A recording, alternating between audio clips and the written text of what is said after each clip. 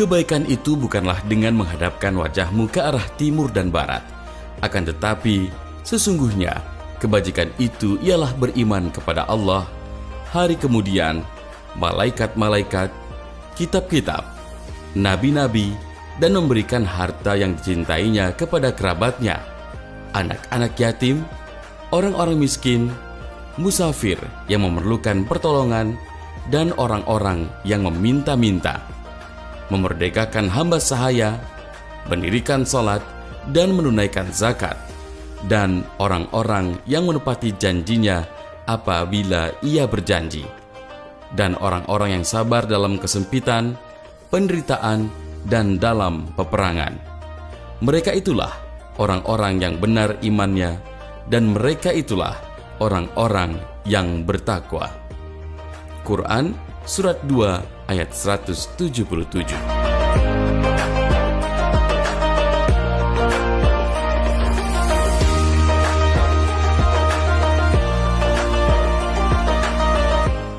Al-Hasanah ini cikal bakalnya telah berdiri dari tahun 91. Ya, jadi dia berasal dari beberapa orang yang tergerak ingin bergerak membantu pemerintah di bidang pendidikan di wilayah Pasar Pedati dan sekitarnya. Maka waktu itu Ibu Hajah Husainah bersama Pak Hasmi berdua, mereka mengajak beberapa orang untuk mendirikan sebuah lembaga pendidikan untuk masyarakat Muslim khususnya di wilayah tersebut. Adapun nama Al-Hasanah sebenarnya kalau secara artinya sebuah kebaikan. Artinya Pondok Pesantren Al-Hasanah ini hendaknya membawa kebaikan bagi dirinya dan masyarakat sekitarnya dan bangsa ini secara keseluruhan. Inilah yang kita harapkan dengan nama Hasanah tersebut. Adapun sistem pendidikan yang berjalan di Pondok Pesantren Al-Hasanah yang selama ini kita kembangkan adalah dengan memadukan antara kurikulum Kementerian Agama maupun kurikulum pesantren modern, dan kita berlakukan sistem boarding asrama secara wajib bagi seluruh santrinya, baik yang berasal dari sekitar maupun dari jauh, sehingga penekanan pada pembentukan akhlak dan karakter santri betul-betul bisa kita wujudkan. Tidak hanya mengajar mereka, tapi juga mendidik perilaku mereka agar menjadi santri-santri yang betul-betul bertakwa, berkualitas, dan berbobot. Ini harapan kita dengan kurikulum yang kita padukan tersebut.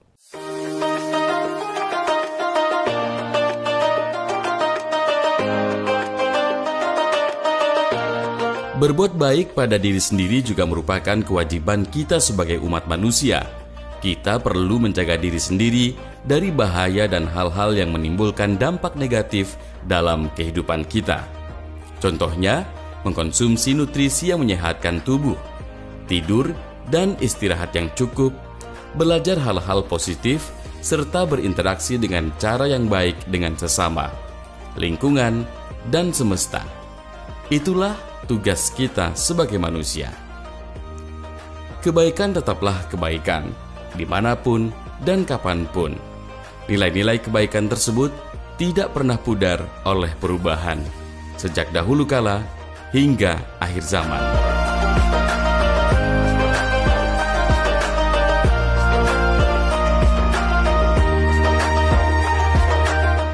Kebaikan adalah sebuah hal yang telah ditetapkan oleh fitrah manusia yang digariskan oleh Allah Subhanahu wa taala, membawa keberkahan, keselamatan, kedamaian, kesejahteraan bagi alam semesta. Wa ma arsalnaka illa rahmatan lil alamin. Dan sebuah kebaikan ini akan melahirkan insan-insan bertakwa, tidak menimbulkan kerusakan, tidak menimbulkan kehancuran, menyebarkan perdamaian, keselamatan, dan kebermanfaatan bagi semua yang ada di alam semesta ini. Adapun di sistem pembelajaran kita, beberapa pelajaran wajib yang kita miliki tentunya pembelajaran yang terkait dan kurikulum yang ditetapkan pemerintah seperti pelajaran bahasa Indonesia dan sebagainya. Ada juga pelajaran-pelajaran agama, bahasa Arab, dan ini semua pelajaran-pelajaran dasar yang wajib dipelajari oleh setiap santri. Sedangkan untuk tambahannya ada kegiatan-kegiatan les atau ekskul, ada beberapa kegiatan seperti pembelajaran metode bagaimana membaca Al-Quran, yaitu metode qiraati. Ini juga semua santri dan guru kita wajibkan untuk mengikutinya. Bagaimana mereka melafalkan cara membaca Al-Quran dengan makhorijul huruf yang benar, dengan kaedah-kaedah yang benar. Ini juga salah satu di antara hal-hal wajib yang harus diikuti oleh para santri. Di samping ada kegiatan ekskul wajib lainnya, apakah itu pramuka, atau kegiatan latihan pidato atau muhadharah, dan kegiatan-kegiatan organisasi lainnya. Jadi santri tidak hanya pandai beragama, memahami agama, tapi juga memiliki wawasan sesuai dengan visi kita, menjadi lembaga pendidikan Qur'ani yang berwawasan global dan menguasai ilmu pengetahuan. Qiraat ini kita, karena sistemnya nasional, kita bergerak berdasarkan arahan dari pusat qiraat yang berada di Semarang. Dalam hal ini kita memiliki kegiatan wajib 1 jam setiap hari sebelum masuk kelas. Santri semuanya berdasarkan strata atau level yang telah mereka tempuh, mereka akan menyetorkan atau melakukan kewajiban-kewajiban tertentu terkait qiraati tersebut. Sehingga pada akhirnya mereka tuntas pada level buku tertentu dan level tertentu di dalam qiraati tersebut. Nanti akan dilakukan wisuda atau dilantik dengan didatangi orang tuanya, tapi tidak dalam situasi COVID seperti ini. Setelah itu mereka kadang-kadang kami libatkan untuk mengajar adik-adik yang ada di bawahnya. Begitulah terus-menerus setiap hari.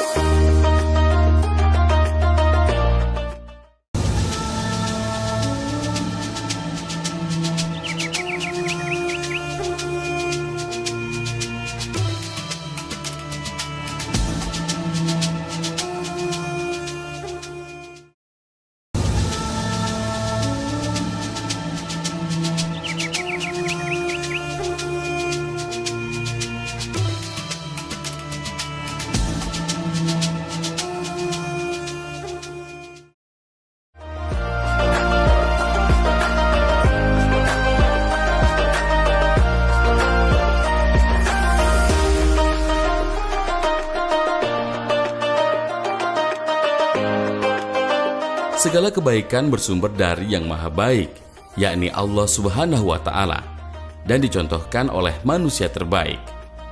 Tujuan pendidikan dalam Islam adalah untuk melahirkan orang-orang baik, yakni pribadi yang mengenal dan taat kepada Allah Subhanahu wa Ta'ala, mencintai Rasulullah Sallallahu Alaihi Wasallam, memuliakan ulama, serta memberi manfaat bagi alam semesta. Sebab itu pula, ketika orang tua menyekolahkan anak-anak harus dengan niat yang benar. Jangan sampai kelak anak-anak menjadi orang kaya tapi rakus, pintar tapi penipu, dan berkuasa tapi sombong. Akan tetapi menjadi orang kaya yang dermawan, pintar lagi jujur, dan berkuasa juga rendah hati.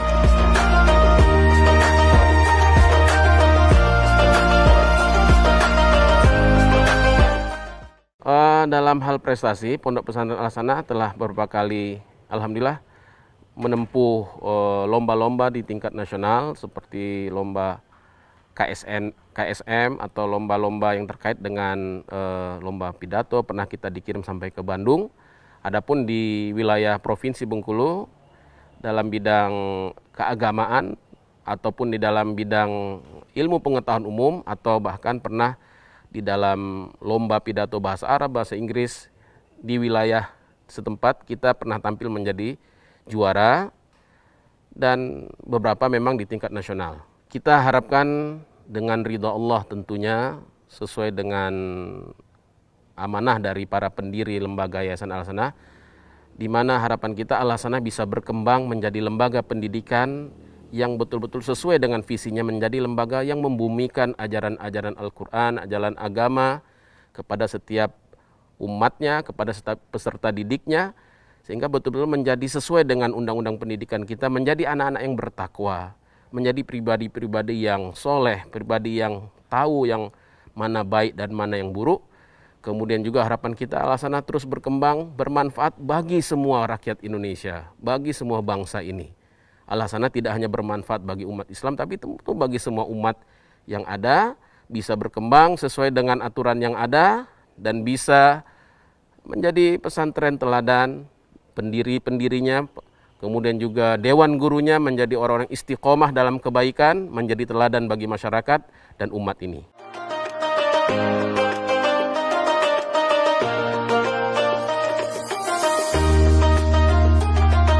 Kewajiban kita sebagai seorang hamba hanyalah bersyukur atas semua nikmat yang telah Allah berikan. Anugerah yang Allah titipkan dan fasilitasi yang bisa kita gunakan secara gratis. Lalu, bagaimana cara sebagai seorang hamba bersyukur? Selama saya bersekolah di sini, saya mendapatkan banyak ilmu. Salah satunya seperti berani ngomong di depan, belajar tentang agama yang lebih dalam, yang sebelumnya saya belum dapetin, saya dapatkan di sini. Dan kayak berteman gitu, lebih akrab, lebih sering sama-sama teman. Salah satunya berorganisasi. Yang saya sudah dapatkan di sini, salah satunya tadi berorganisasi. Kemudian tentang pelajaran keagamaan. Contoh misalnya kayak bahasa Arabnya. Di luar udah belajar, cuman di sini lebih pendalaman. Memakai bahasanya setiap hari. Dan jika nggak memakai bahasa Arabnya, itu ada hukumannya itu. Jadi ada motivasi selain pengen belajar bahasa Arab yang lebih dalam, mau pengen jadi kayak bahasa Arab itu sehari-hari dipakainya. Jadi di sini ada namanya kelompok yang jaga malam. Jadi tugas kerja malam itu untuk bangunin yang santri-santri lain. Dibangunin itu biasanya jam 4. Jam 4 tuh boleh mau mandi, ada yang boleh mandi, ada yang mau ke masjid langsung boleh. Biasanya santri-santri itu manfaatin waktu untuk ngafal atau mandi lah, nyuci. Setelah itu selesai sholat subuh, ada yang al-masurat, ada juga yang anak-anak tahfiz, kan beda tempatnya.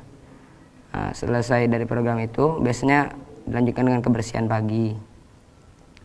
Selesai kebersihan pagi, biasanya ada mufrodat kosakata gitu setiap harinya.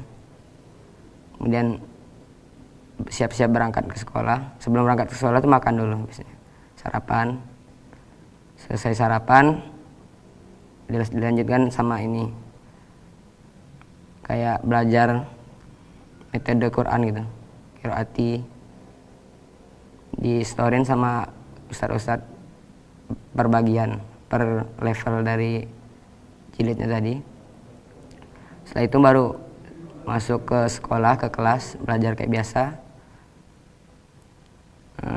Terus dilanjutin sama istirahat. Selesai istirahat masuk lagi, kemudian sholat zuhur.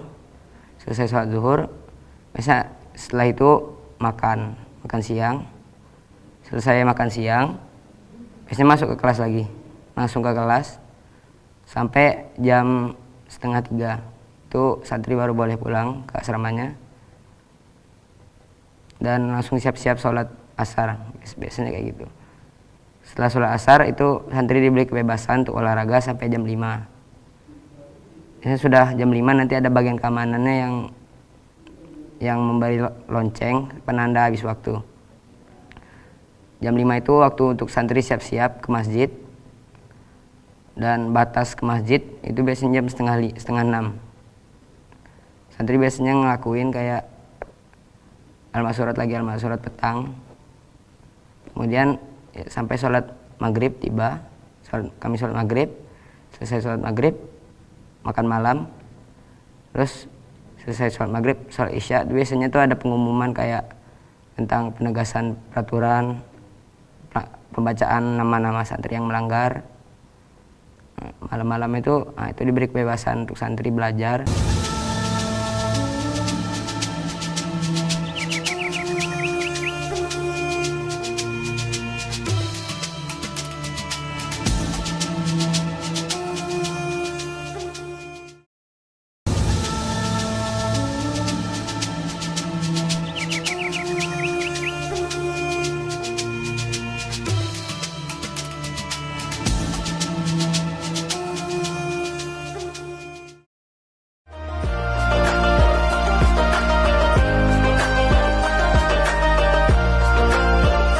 Salah satunya ialah dengan melakukan dan menyebarkan kebaikan kepada sesama muslim. Semua yang Allah berikan kepada manusia sangatlah istimewa. Anggota tubuh yang kita miliki memiliki fungsi dan manfaat dalam melakukan aktivitas di kehidupan sehari-hari. Apakah dengan begitu kita membayar mahal atas apa yang telah Allah berikan kepada kita? Kebaikan apapun yang kita lakukan, sejatinya kita sedang menyiapkan tanaman yang kelak akan berbuah manis. Sesungguhnya Allah Maha melihat dan mendengar atas semua yang telah hambanya lakukan. Tak satu pun kebaikan hambanya, melainkan langsung terbalas kebaikan pula. Bahkan termasuk kebaikan yang disepelekan seperti sekecil biji zarah. Jadi di sini memang diketatkan apa yang namanya itu disiplin, itu memang dipacu untuk patuh. Kemudian ya, alhamdulillah di pondok ini Faisal dapatin hafalan 5 juz yang bisa dites insyaallah. Kemudian kayak bisa lebih tahu agama, tahu adab, cara kita bertingkah laku gitu sama teman, keseharian ya gimana sepatutnya sesuai dengan ajaran agama.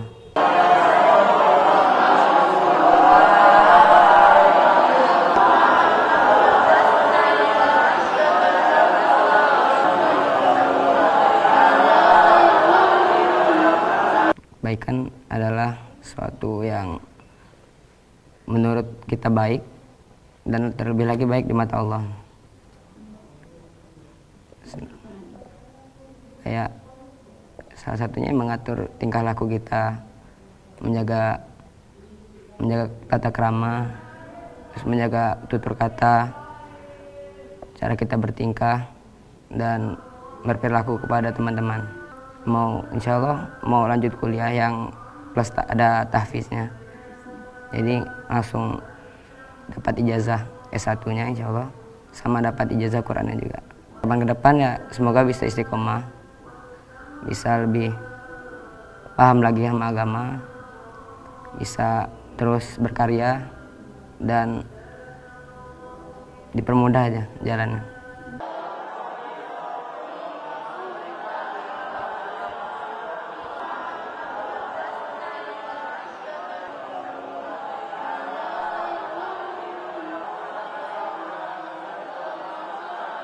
مرفوعة ونمارق مصفوفة وإلى السماء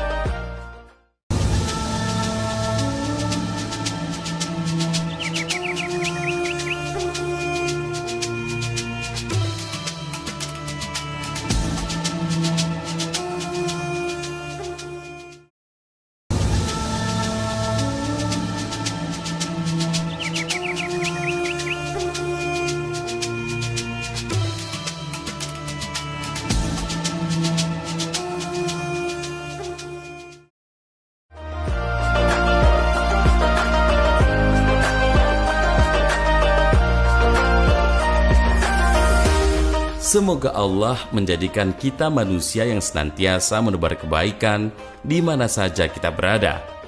Amin, Allahumma amin. Dengan menebar kebaikan, dapat bermanfaat bagi sesama, dan pula mendamaikan hati seseorang yang melakukannya. Seorang peneliti dapat menunjukkan bahwa sesuatu yang sederhana seperti bersikap dan berbuat baik dapat mengurangi rasa stres dan kecemasan. Hal ini juga berdampak besar bagi kesehatan mental dan fisik kita.